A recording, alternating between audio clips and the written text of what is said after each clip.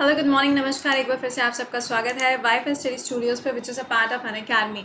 तो सुबह 5 बजे का ये जो टाइम स्लॉट होता है, यहाँ पे हम लोग डिस्कस करते हैं स्टैटिक को, और इसके साथ में बात करी जाती है कि अन अकेडमी पे कौन कौन से बैचेस हैं जिसको आप अवेल कर सकते हो। तो सबसे पहले देखो, एसएससी का जो बैच है ये ऑलरेडी स्टार्ट हो चुका है, जिसमें पूरा जीएस हम आपके साथ कवर कर रहे हैं। अब जीएस कवर करने का मतलब यहाँ पे ये नहीं है कि सिर्फ 1 या 2 सब्जेक्ट कवर किए जाएंगे। जीएस आपका बिल्कुल बेसिक से चलेगा और ये आपको कवर करके देगा पूरे स्टेट लेवल तक के जितने भी एग्जाम्स होते हैं, फिर चाहे यूपीपीएससी हो, राजस्थान का पीसीएस का एग्जाम हो, या एमपी का हो, या महाराष्ट्र का हो, कहीं का भी कोई भी स्टेट लेवल का एग्जाम हो, या फिर ट्रिपल एससी का अगर कोई भी एग्जाम है, तो वो सारे एग्जाम यहाँ पे आपको कवर करके मिलेंगे।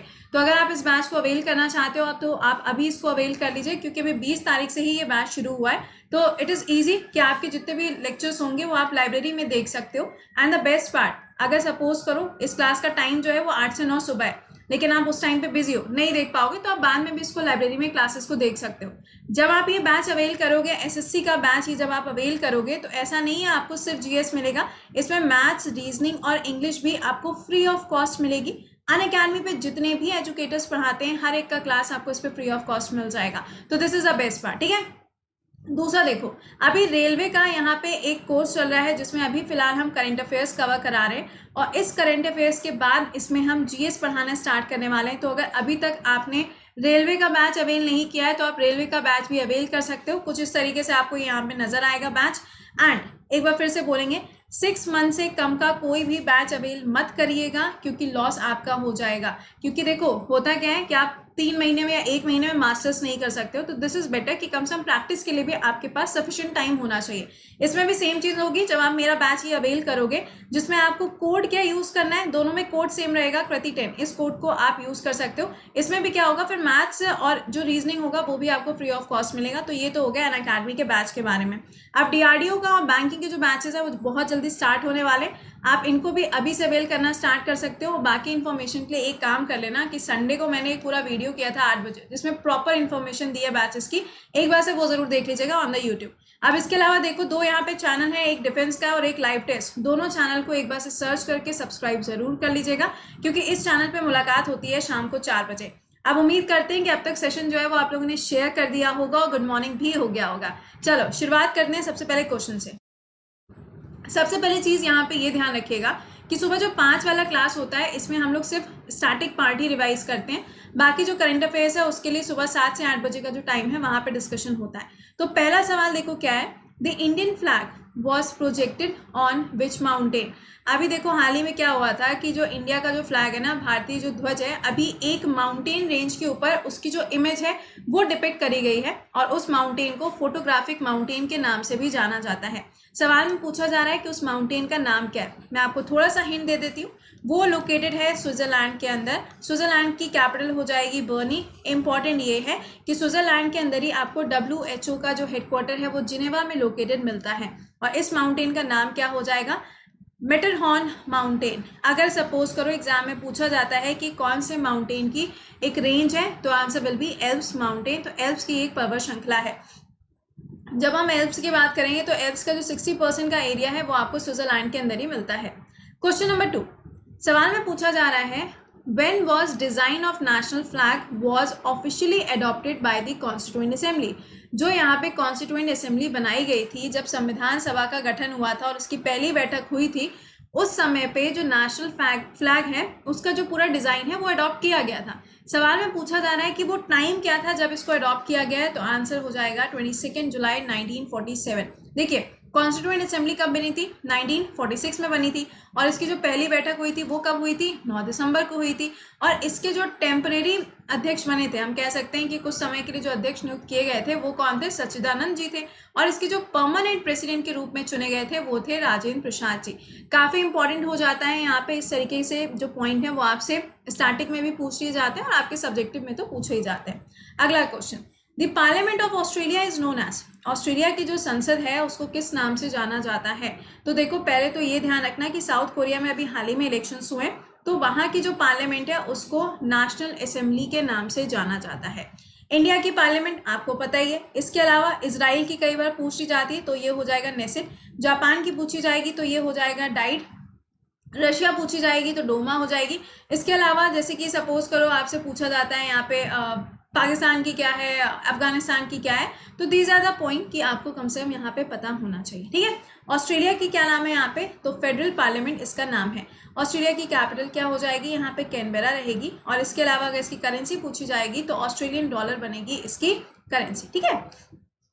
नेक्स्ट पे आइए, भितरकनिका मैनग्रोव कहाँ पर पाए जाते हैं। तो सबसे पहले तो ये ध्यान रखिएगा कि जो मैनग्रोव फॉरेस्ट हैं इसके लिए अगर एग्जाम में सवाल बनता है तो ये पूछा जाएगा सुंदरबन डेल्टा से। सुंदरबन डेल्टा जो है ये इंडिया के कौन से स्टेट के पास है, तो वेस्ट बंगाल, जो पश्चिमी बंगाल का हिस्सा है वहाँ पे बांग्लादेश के साथ जो लगा हुआ आपको एरिया मिलता है वहाँ पे मिलेंगे सुंदरबन डेल्टा, और वहीं पर आपको मैनग्रोव्स भी देखने को मिलते हैं। ऐसा नहीं है कि मैनग्रोव सिर्फ वहीं पे, वो आपको गुजरात के एरिया में भी मिलेंगे, गुजरात के कोस्ट पे भी मिलेंगे और उड़ीसा के कोस्ट पे भी मिलेंगे, जिसका नाम क्या है यहाँ पे, भितरकनिका मैनग्रोव। तो भितरकनिका नेशनल पार्क कहाँ पे, उड़ीसा के अंदर, और वहीं पर आपको इसकी लोकेशन भी मिलती है। भितरकनिका से एक चीज और याद रख लीजिएगा कि क्रोकोडाइल के लिए जो सबसे पहला सेंसस ऑर्गेनाइज किया गया था वो भी भितरकनिका नेशनल पार्क में ही ऑर्गेनाइज किया गया था। अगले क्वेश्चन पे आओ, वर्नाकुलर प्रेस एक्ट। सवाल में पूछा जा रहा है कि ये जो एक एक्ट बन के आया था, एक कानून बन के आया था जिसमें ये चीज़ें बोली गई थी, जैसे कि अगर आपने पढ़ा होगा तो 1975 के बाद से 1875 के बाद से 1878 के बीच में काफ़ी सारी चीज़ें चेंज करी गई थी, जिसमें बोला गया था कि जो ब्रिटेन की सरकार है और जो इंडिया के अंदर न्यूज़पेपर पब्लिश होते हैं उसके एक कॉपी पहले ब्रिटेन के पास जाएगी, मतलब ब्रिटेन की गवर्नमेंट के पास जाएगी, उसके बाद ही उसको आगे प्रोसीड किया जाएगा। क्योंकि वो जो न्यूज़पेपर थे ना उस टाइम पे एक अवेयरनेस का काम करते थे, लोगों को यहाँ पे जागरूक किया जाता था, बताया जाता था कि ब्रिटिशर्स की जो पॉलिसी है वो कैसे काम कर रही है, ये सब चीज़ें उसमें मेंशन होती थी। क्रिटिसाइज भी किया जाता था ब्रिटिशर्स को, तो उस समय पर आपको ये एक्ट देखने को मिलता है जिसका नाम क्या है, वर्नाकुलर प्रेस एक्ट। सवाल में पूछा जा रहा है कि इसको किसके द्वारा पास किया गया था, तो आंसर हो जाएगा लॉर्ड लिटन। आपके लिए होमवर्क, ये जो एक्ट है ये इंडिया में कब लागू किया गया था। दूसरा सवाल, इसको किसके द्वारा एबॉलिश किया गया था, मतलब किसके द्वारा इस एक्ट को पूरी तरीके से भारत में से खत्म किया गया था। ये दोनों क्वेश्चन के आंसर मुझे कमेंट बॉक्स में चाहिए। अगला सवाल, the first population census, India के अंदर जो सबसे पहला सेंसस हुआ था वो कौन से ईयर में हुआ था, तो 1872 में हुआ था। लेकिन अगर पूरा डेटाबेस पूछा जाता है कि पूरा कंप्लीट तरीके से जो सेंसस हुआ था वो कुछ टाइम पे हुआ था, तो 1881 में हुआ था। अभी हाल ही में सेंसस इंडिया के अंदर ऑर्गेनाइज होना था 2021 में, लेकिन डेटा पूरा ना होने की वजह से, कोविड के बहुत ज़्यादा स्प्रेड होने की वजह से हो सकता है इसको भी इस बार पोस्टपोन कर दिया जाएगा। आपके लिए यहाँ से दूसरा होमवर्क ये है, आप मुझे ये बताएंगे कि इस बार का जो सेंसस होने जा रहा था वो कौन से नंबर का सेंसस है, और 1881 में जब पूरे प्रॉपर डेटा के साथ सेंसस कराया गया था तो उस टाइम पे इंडिया के अंदर गवर्नर के रूप में कौन काम कर रहे थे। ठीक है, दो सवाल मैंने दिए हैं, दो से ज़्यादा क्वेश्चंस मैंने आपसे नहीं पूछे हुए हैं। अगला सवाल देखो यहाँ पे, which country has higher average population density than India. सवाल में आपसे पूछा जा रहा है कि अगर हम हर कंट्री की डेंसिटी को देखें, घनत्व को देखें, तो इंडिया से ज़्यादा जो डेंसिटी है, जो पॉपुलेशन की डेंसिटी है, वो आपको कौन से देश में मिलती है। Answer will be Bangladesh. अब देखो, बांग्लादेश से सबसे पहली चीज़ तो हो जाएगी इसकी कैपिटल ढाका, करेंसी हो जाएगी टका। ओशियन फेस्टिवल सबसे पहले मनाया गया कहाँ पर, आप ये कह सकते हैं कि जो फेस्टिवल ये है कहाँ पर मनाया जाता है, बांग्लादेश के अंदर सेलिब्रेट होता है। इंडिया बांग्लादेश के बीच में जो एक्सरसाइज है उसका नाम क्या है, संप्रीति एक्सरसाइज है, काफ़ी ज़्यादा इंपॉर्टेंट है। और रूपपुर न्यूक्लियर पावर प्रोजेक्ट जो है ये इंडिया और रशिया दोनों ही लोग मिलकर डेवलप कर रहे हैं, कहाँ पर, बांग्लादेश के अंदर। इसके अलावा इंडिया और बांग्लादेश के बीच में डे और नाइट टेस्ट मैच सबसे पहली बार खेला गया कहाँ पर, ईडन गार्डन्स में। तो ईडन गार्डन हो गया, रूपपुर हो गया, ये सब चीज़ें ध्यान रखिएगा, ये सारे के सारे आपके पार्ट बन जाते हैं। और हाँ, यहाँ के पीएम कौन है, शेख हसीना जी हैं, काफ़ी इंपॉर्टेंट ये नाम है।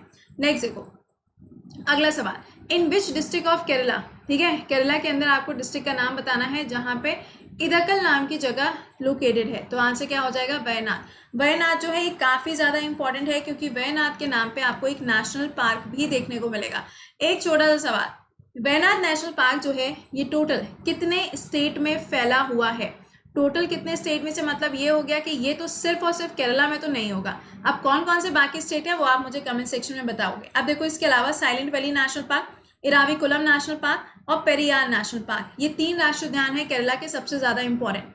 अगले सवाल पे आ जाओ, हेडक्वार्टर बताना है आपको, नेशनल ह्यूमन राइट कमीशन का मुख्यालय कहाँ पर है, तो दिस इज इजी, नई दिल्ली के अंदर आपको इसका मुख्यालय देखने को मिलेगा। लेकिन अगर आईसीजे पूछा जाएगा यहाँ पे, जो आपको लोकेटेड मिलेगा इसका हेडक्वार्टर कहाँ, हेग के अंदर। और आईसीसी जो है, जो कि क्रिमिनल कोर्ट है, ये कहाँ पे मिलेगा, ये भी हेग के अंदर मिलेगा। लेकिन अगर आईसीसी क्रिकेट वाला पूछा जाएगा तो इसका हेडक्वार्टर कहाँ पर होगा, तो ये दुबई के अंदर लोकेटेड है। ठीक है, चलो अच्छा, आज का आखिरी सवाल पे भी आ गए। क्वेश्चन यहाँ पे पूछा जा रहा है कि फादर ऑफ इकोनॉमिक्स के नाम से किसको जाना जाता है, यानी कि इकोनॉमिक्स के जनक के नाम से किसको जाना जाता है, तो एडम स्मिथ को यहाँ पे इस नाम से जाना जाता है। आई होप कि जितने अभी स्टैटिक के क्वेश्चन रिवाइज किए हम लोगों ने, इसकी प्लीज पीडीएफ नहीं मिलती है, पहले ही बता दें। और जो बैचेस मैंने आपको बताए उन बैचेस को अवेल करने के लिए आप इस कोड का यूज कर सकते हो, मेरे साथ कनेक्ट हो सकते हो।